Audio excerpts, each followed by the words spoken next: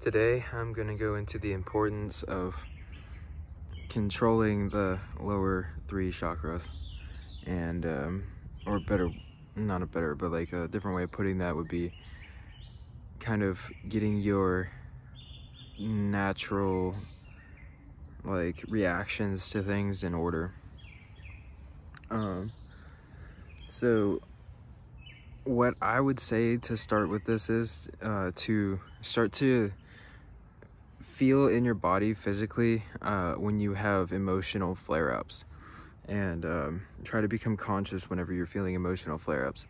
And when you do feel them, try to feel into your body and feel where that is flaring up inside of your body as well.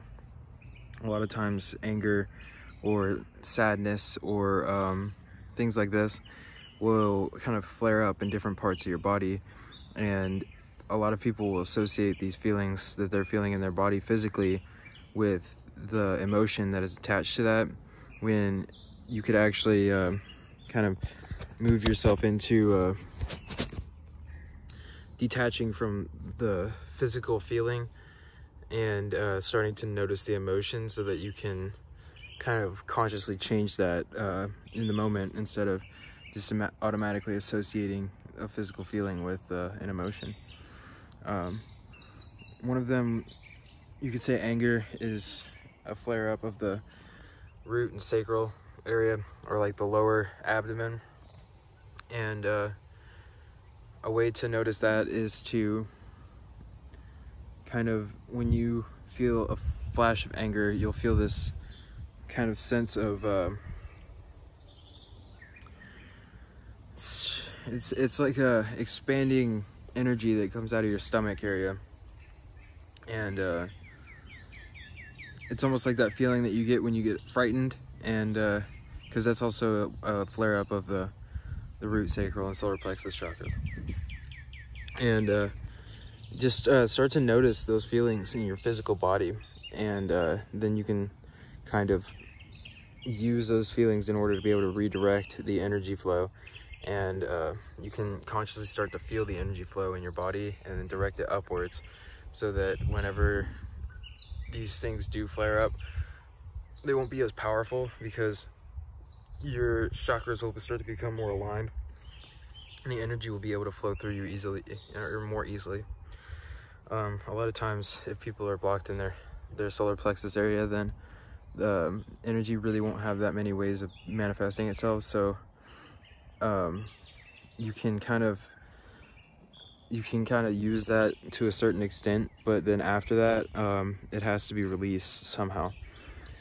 The heart seems to be the place where you can kind of use unlimited amounts of energy, but it's not really at that point you particularly using it, it's you being a conduit for that energy. But to get control of the lower 3 chakras, another thing that you can do is become aware of your patterns throughout the day and the things that you are doing over and over again, and start to consciously change those for things that are more healthy for you.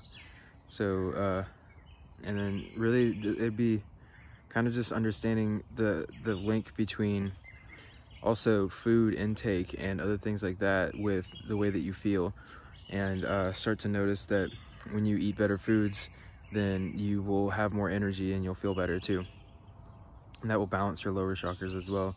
And once those become balanced enough, then you can actually have this spontaneous awakening of the heart, where you start to see love everywhere. And also saving your sexual energy will help a lot with the balancing of the lower 3 chakras, because a lot of times people are prevented from their heart because they're releasing their sexual energy too much, and it's causing a blockage in their sacral chakra, and they're not able to move that energy past their solar plexus.